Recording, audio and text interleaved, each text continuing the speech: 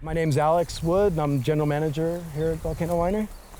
I oversee the production side of things, winemaking, as well as the vineyard operations and tea growing, and a little bit of bookkeeping too. Yeah.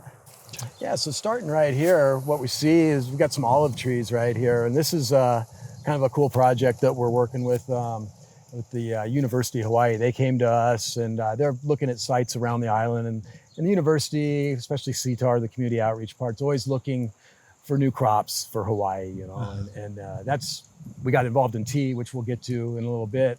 But anyway, yeah, they came to us and they're looking at olives, see if as a viable crop for Hawaii in certain settings. They thought that our site up here would be a pretty good fit for olives, and it looks like it has been. We've got one harvest already, and we're flowering. I see some little olives on the branches. Yeah, we got actually, I guess we flowered and got fruit set, so we got some little small olives going. And so we're starting to kind of figure that world out and do those little olives right there.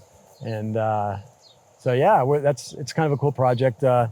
We've been working with them for, I guess this will be our 4th summer now, and we had a data logger collecting weather data, you know, for them, and they're working with that. And now we're getting into yield data and kind of just, it's moving along pretty good, small. We have 12 trees that we're working with. So yeah, it's kind of a fun project, yeah. Nice. So yeah, that's what's going on here, olives. A little bit of tea. We'll see more of that out here, our main tea field. But yeah, that's just, just a little representation there. One of our Cayuga White fields. This is a grape that's grown, and we'll see more of it out here, but that's a grape that's grown in upstate New York, a cool climate growing region, which we kind of are. Even though we are Hawaii up here in Volcano at 4,000 feet, we're kind of cool. We don't get real hot summers, you know, so it's kind of a cool climate growing region. Anyway, Cayuga White, yeah, it's a good fit for us up here in Volcano. So that makes what kind of wine? It's a white wine. That's a white grape, and that makes a white wine. Symphony That's dry? Well, the Cayuga White is one of our estate wines, standalone, a small batch estate wines. So that we make that, and that is, that's pure 100% Cayuga White grapes from here. Yeah. So we do that. A Pinot Noir and a Syrah are our small batch estate wines. Yeah. Nice. It's kind of an interesting point.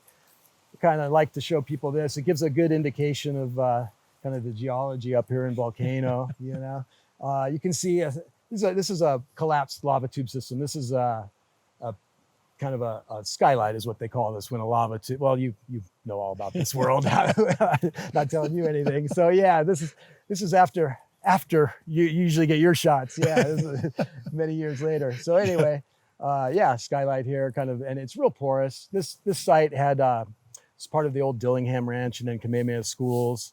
And they used to have cows here, and it just really wasn't working out because of this. Real porous, a lot of cracks, of animals falling into the holes. So they took the cattle off and then opened up that 64-acre tract to Doc McKenney back in the mid 80s. I mean, that's when the winery started getting started. But yeah, you can see kind of the profile there. This is what we plant into. When we plant grapes, we bust into the lava. We have just a real thin veneer of soil. You know, so when we plant, we make like 2 foot by 2 foot trenches, bring a big hydraulic buster in, get in, amend, make our own soil mix, and then amend those trenches, and then we plant into that because it's just it's good. It works good once you do the work. Really well drained, works great for grapes, but a lot of work to get to that point. Yeah, busting through the lava. I know Del used to tell me about the wine cellar. Yeah. I can't wait for that to happen. Yeah, it was a long-term kind of goal, you know. We actually kind of cleaned this up. This was overgrown. It turned out there was a bunch of rubbish in here, and it was all grown over, and we cleaned it up, and just kind of a nice feature. And once we got in there, it's pretty stable, cool temperature in there. And so we always talked about, be a nice barrel storage area. Yeah. Would have taken a little bit of engineering to make it safe and we haven't got there yet, but it's still a long-term plan. We'd love to make that come true. Yeah. Del really always wanted to get that going. Yeah. Cool. Anyway, just kind of a neat feature for good geology of Volcano here. Anyway, we'll come around the corner here, and here's this, you know, here's our lava right here. Like I was talking about that thin veneer of soil. This is our road, and it's worn away. So you can see this is what we bust into when we plant is that lava there. Yeah. So all this lava is from Mauna Loa? Yes, this is Mauna Loa flow. I don't know the exact year, but this is a Mauna Loa flow, yeah. With some ash on top from Kilauea. Kilauea. Yeah. But the lava itself is Mauna Loa, yeah. And we're real close. Like say the park fence is about a quarter mile that way. And then Bird Park, is about a mile that way. Oh, really? Yeah, we're real close to Bird Park, yeah. I see. Or Kipukapua'ulu. And just headed in that direction towards Mauna Loa is Bird Park. So what a gorgeous view. Yeah, we're lucky today. Yeah, it's great. This is an incredible view out here when Mauna Loa is open like that. Here's some more Cayuga White. Let's see what's going on with the grapes. Oh, baby grapes. Yeah. So we've gone through and pretty much looking at we've flowered and have fruit set. So they call this BB size grapes, and so now these will, and you can see that we have a little bit of difference. Here's some that are a little further along here. You can see, but yeah, all pretty much same thing. They've flowered and we've got fruit set, and so what'll happen now is these will really start maturing quickly through the summer, and they'll gain size, and then around July, August, they'll start getting sweet. They'll get their size and they'll really start getting sweeter. And then we'll put netting. We net these fields. We net the whole thing. The birds will take everything if we don't. They will take everything. So it's a big job here coming up in about another month or two. We just throw a net over the whole thing. Yeah, big set, like about 5 rows at a time. Yeah, and then just cover everything. Really? Gets down tight to the ground. Yeah, and we also recently the pigs got in on it. It was the birds, so we netted. Okay, that's that. We took care of that. Protect the fruit from the birds. And then the pigs kind of figured it out, and they were getting up and our nets, around the perimeter, and they'd get up on there and create a hole in the nets. No. And then they'd come in and, because they like sweet fruit, and they'd get the grapes. And then now there's a big hole in the net, and here comes all the birds. So now we have to run electric wire perimeter outside the nets as well to keep the pigs out. So I think we're good. Yeah. But anyway, so there's a lot of work to actually, this is early on, but by the time you get to grapes, it's half a year of work, and we're pretty stoked when you see them set like that, because getting through flowering is a big thing. If the weather's bad, if you have a lot of rain, it can be a problem. In the past, being so close to Kilauea, when the trade winds went back, from 2008 to 2018 when the lava was up here, putting out a lot of SO2. When those trades would die. If that coincided, trade winds dying with when we were flowering, we've lost a lot of yield because of that. No kidding. And then we get that fog that would come in, and it would just cook. Those flowers are real delicate. They would just cook them, and we'd be done. No fruit set. Yeah. But we like this. The nice trades like blowing today is beautiful. Yeah, nice, great for ripening grapes. Yeah, we wish every day during the summer was like this, to ripen them. But yeah, we're looking good this year. Looking like should be a pretty good yield. And then, so that's Cayuga White. And then up here we have our tea field. And this is pretty cool. This has turned out to be a really nice fit for us out here. The tea, we've got about an acre here.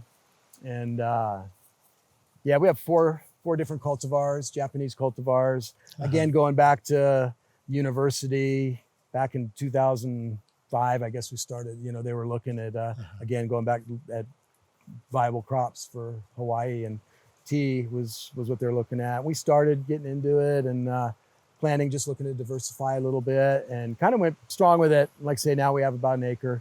We started with just a few plants, got it propagation. We had a greenhouse we put up and propagated, and eventually ended up with this acre here. And then, so we do premium, our loose leaf teas. We do a premium white, black, and green that we retail through the store. And then we also make a tea wine using this tea. Also, it's our macadamia nut honey wine mixed with this tea. So that's the Infusion Tea Wine, So you said there are 4 different cultivars? Yeah, that's right. Benekori, Bohea, Yutaka Midori, and Yabukita, So is the flavor the same between very similar, and we do blend them all together. The Yabukita, really wants to be a green tea. You can even out here in the field, it almost has that, that ocean kind of the green tea kind of the sea kind of thing. There's that certain scent to a green tea, and the Yabukita really you start seeing it out here in the field. So that one when we do a green tea, we try to really get a lot of the Yabukita. But the Bohea and the Benekori, they're real similar. We started getting into keeping them separate at one time, but we've blended all together now. Yeah, there's some subtle differences. Mostly the differences I think are out here in the field, leaf size and the way they flush. I see. That Yabukita has a smaller leaf size, smaller needle. Like the Benekori and the Bohea are great for a white tea. They have a really big needle. Unfortunately, we just prune back, so you're not seeing too much, no new growth. But we do about 3 light prunings a year, cutting them back like this, and then 1 deep one in the winter, bring them back pretty deep. And so what'll happen is these are about 3 weeks away. They'll start flushing out of here, and just there'll be a bunch of new green growth out of here. So, and that's how tea grows. Just you trim them back, and then they flush, and you pick the new fresh green growth. We do that several times throughout the year. Yeah, and then, I never knew, until Del and Marie mentioned that all the tea comes from for the black, green, white oolong, whatever, all from the same plant. It's just how it's processed. And which leaves, that's right. Yeah, and the white being the very, very tip, and then and the second leaf, and then the black going down another leaf below that. Yeah, that's cool. Yeah, it is. Yeah, everybody's real surprised to learn that. Yeah. But tea, it's a good one. It's a good fit for up here in Volcano. Cool weather is good. Yeah, the weather's good. Tea really likes the temperature differential of cold nights and warm days, which we get up here in Volcano. So it's a real good fit. It's a fun plant to grow. Not a lot of pests either. It's we see a little bit of aphids come in sometimes, but never to a point where we have to worry about it. So, really? Yeah, so it's pretty nice. Yeah. That's good. I see all this koa growing in between the tea. Yeah, so this koa in this area right here and the tea, we got a grant from NRCS years ago, back 2007, I guess it was maybe. Wrote this grant, and basically it was production agriculture working with conservation land. So we took all the invasive species out of this parcel right here, planted the tea, and then we also planted this koa that you see, and then some iliahi, mamaki, and mamani also. Nice. Just kind of trying to get the invasives out, and we'll walk a little bit more here, and it's really stark how the fires come in up here in Volcano and really altering the landscape. But anyway, so that was a pretty cool project, working with NRCS, helped us get the tea going, and then also just trying to mix conservation in with agriculture. So it's kind of cool. Nice. And so we're trying to expand that out a little bit. Originally it was in this small, just couple acre parcel here. And so what we're always kind of ongoing, we take care of our main responsibilities, the grapes and the tea and all the grounds and everything. And then when we can, we work out here. Again, Tommy is incredible.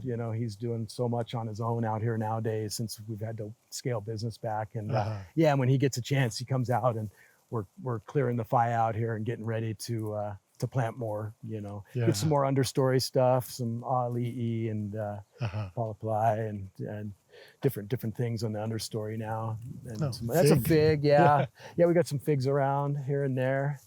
Nice. But and then you can really see the faya tree, like right here is the faya. And that's a real aggressive invasive species that's come into Volcano last 15, 20 years. And it's it really alters the landscape we'll walk. If you guys got time, we'll go check out our Syrah field. And these guys are growing all over the golf course. Yes. Volcano is a really good fit. They love it here. And it's interesting, you go down, they're even kind of adapting into drier areas, like going down Helena Poly. If you go down there, you can see them marching towards the end of the road there, really? where you never saw them, say 3-5 years ago. Now you're seeing them out there. Yeah, but you can see they get big, and Yeah, in the park, it's a big problem. You get up on Byron Ledge there, and you look down on that ohia canopy, and you can. It's a really good perspective on what the fire is doing and how it's choking out the native habitat. Yeah, it looks like it grows a lot faster than the ohia. It does. Yeah. It's very fast growing. And it's going to shade it out. Yep, it's going to die. Yeah, it's alleopathic leaves too, so it stops anything from growing underneath it. Very aggressive. Really? I believe it's nitrogen fixer as well. I may be wrong on that one. It's not a legume, but anyway, super aggressive. What happens? You see it, but next to ohia a lot, the birds eat the seeds. They sit up in the ohia, and then bird poop, and then they grow. Right, so you see them a lot of times. You start looking, they're next to ohias from the birds, and then so yeah, once you tune your eye into it and start looking, you can really see, and they get big, and it can really significantly change a landscape. It's been interesting. I've been at the winery for 20 years now, and it's been interesting to see this come in and the change that it makes. Really something real aggressive up here in Volcano. They do put out a little berry, and I guess this plant, the Faya, it's Miraca Faya is the name, and Faya is the common name. Brought over, I guess the Portuguese brought over, and then made wine out of these little berries. So, really? I mean, of course, I had the thought, well, maybe we're looking at this wrong, I mean, we should be growing these up. But it's a very small berry. We looked at it a little bit, but we have enough going on. Yeah. So.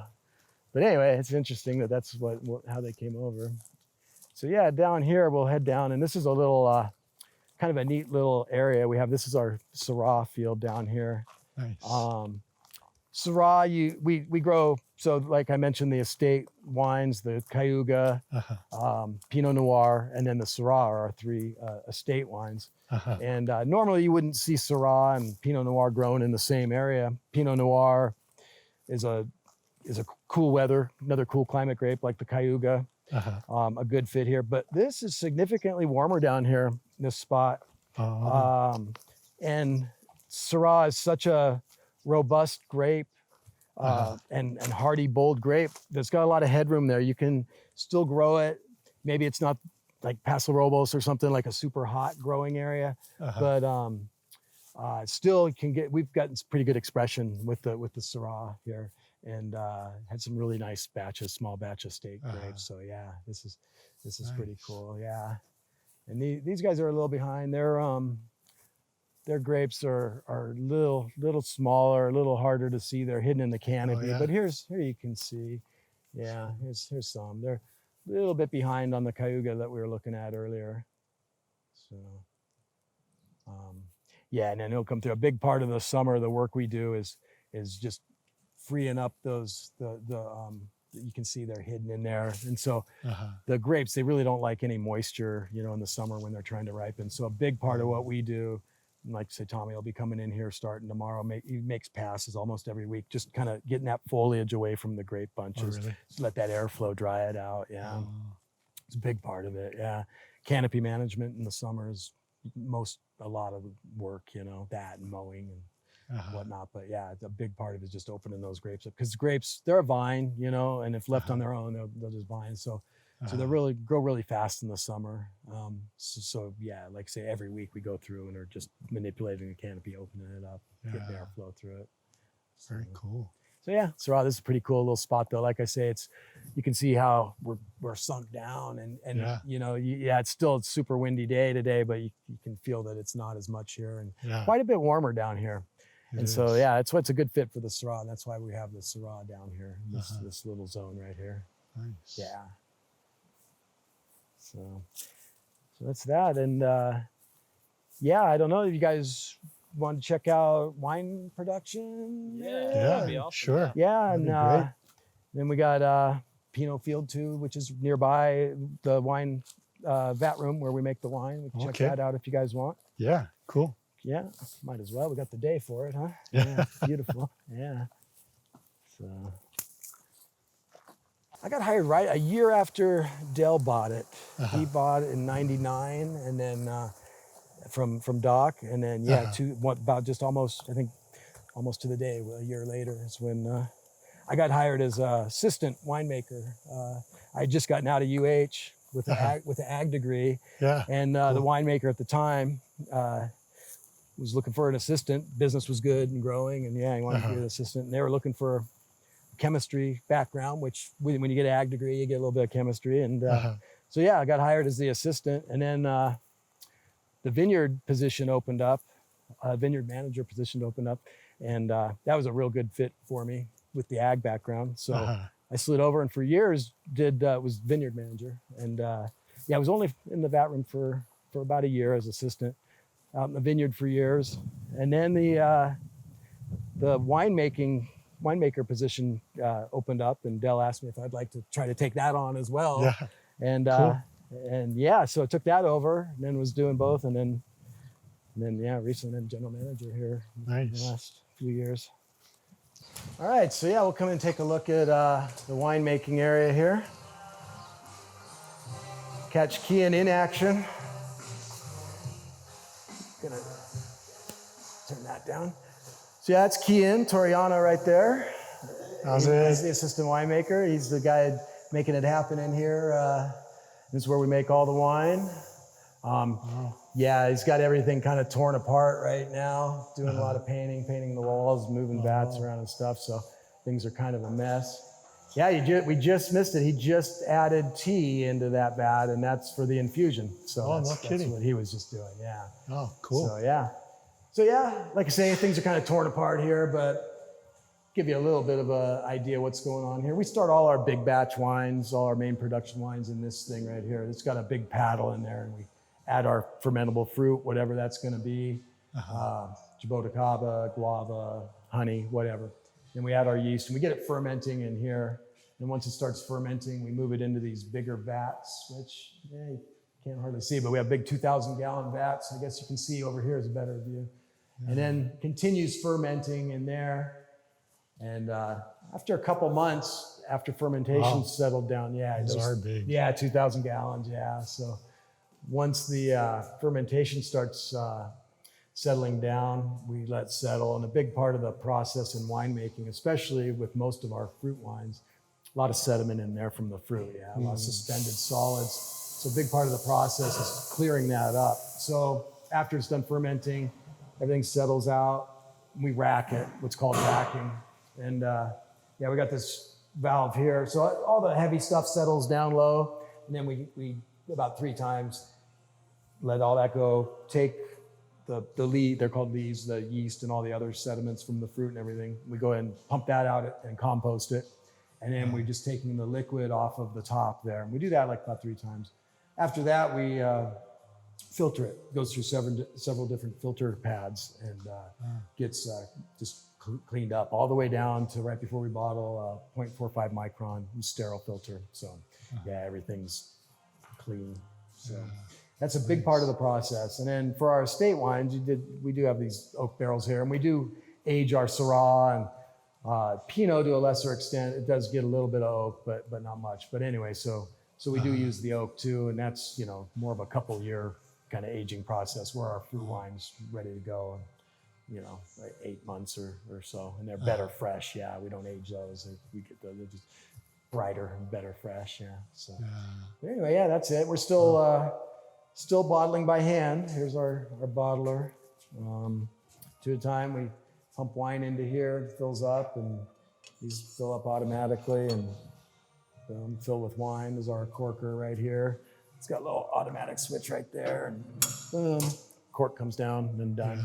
So yeah, and we do have a labeler, an automatic labeler. It's kind of back there. It's our one piece of automatic machinery. Yeah, that we're stoked about. So, but yeah, for the most part, pretty much all by hand. Yeah. Is there a particular reason why this vat is on an angle? Yeah, there is. So you can see. This is where we clamp on valves over on this side, and this is where we work everything.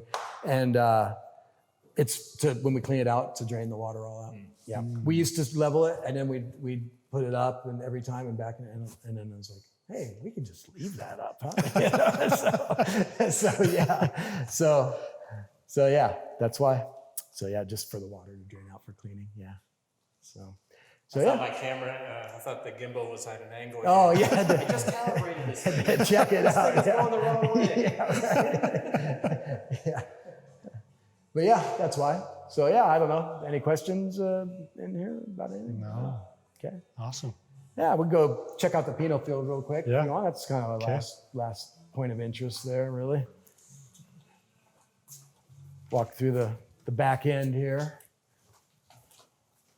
A little bit messy right now. Like I say, we're kind of rearranging and cleaning and resetting. Yeah, that was some positive came out of the COVID, some opportunity. That was one of them, just a chance to reset and kind of paint and clean, just kind of, like I say, we just have been going strong for so many years, just don't have that opportunity. So yeah, we took advantage of it.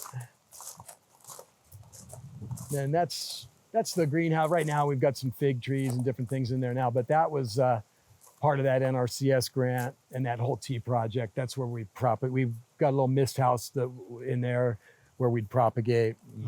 Yeah, kind of set up, had different degrees of shade. We'd root them in there and then slowly go to get them exposed to sun. So then 70% shade. Then the second part is 30% shade, and then out so they could go out to full sun. And then here's our Pinot field. This is a nice one. These two fields here is the Pinot Noir, and Nice. yeah, pretty stoked on the Pinot. It's a good fit up here for Volcano. We're making some pretty balanced wine, and happy with the fruit that we're getting out of here. You can see what I was talking about the canopy. What we just go through and we keep this zone open, for airflow. And yeah, you can see and we'll go through before too long and we'll actually thin fruit. You don't want to try to retain too much fruit. Oh, really? It'll drag the vine down and wear it out. Oh. Try to keep it more even. You can do that, but then you really end up with the real fluctuations between